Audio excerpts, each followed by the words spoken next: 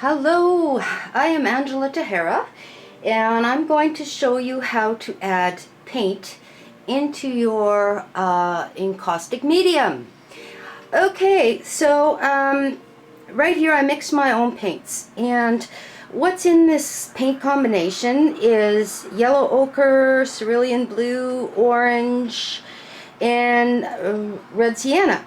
And so I'm very particular about my colors, and of course your manufacturers, they can't make every combination, and I want my own combinations, and so that's why, you know, I have my own medium and I mix my own.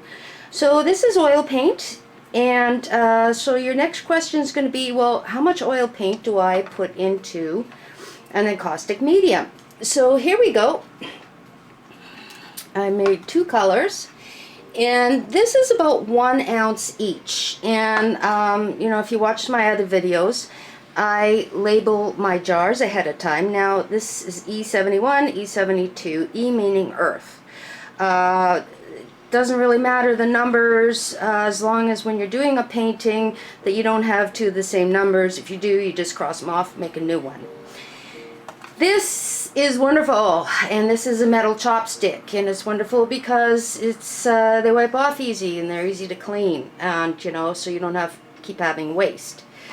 So for 1 ounce, the size that you need is just a little about that much. So what is that, a half a teaspoon? So it's not much, and that's all you need. And so it's better that you have less encaustic and more paint when you make these than the other way around, because then you have to make a new batch of paint. So you don't want to go scraping it on the side, because then you've got a mess. And so that's where this lovely little chopstick comes in handy, and you just kind of drop that in there. Oh, just as I said that, look what I did. You see what happens? Okay, so let me just fix that up quickly, and I will fix that up. Okay, so that's what you don't want to happen. That I just did. Okay, so let's just move on forward quickly, and I'll show you how to mix this too. Okay, so my next specimen is the darker version.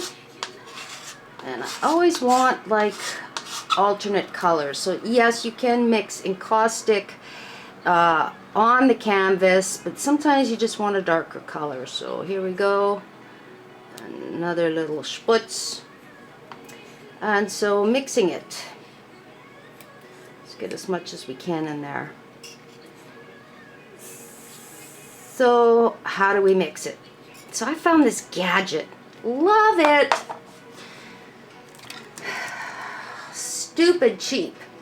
Now it's got to be metal, and this is what they froth milk with, and so I got it so that the battery changes, and I've been using this one for about a year, never let me down, and so these things mix really well.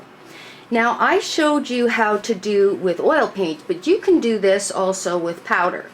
The difference between powder and oil paint is powder will take a while to dissolve, so it'll seem a little grainy at first, but that's okay. You can actually also mix oil paint with powder. I mean, they're okay together.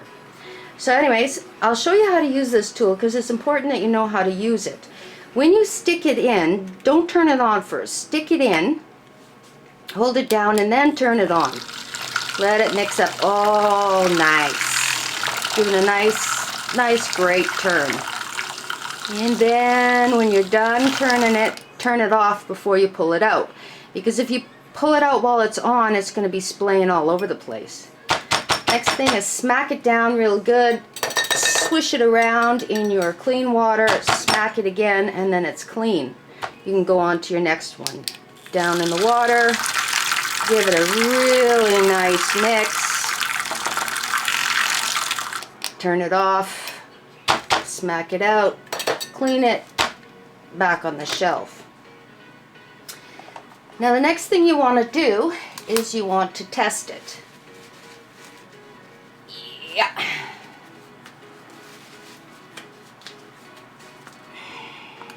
You want to give it a test and see what it looks like.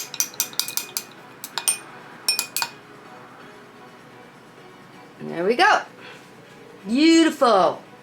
And that's how you do it. And if you find that this is a little too thick, just start adding little chips of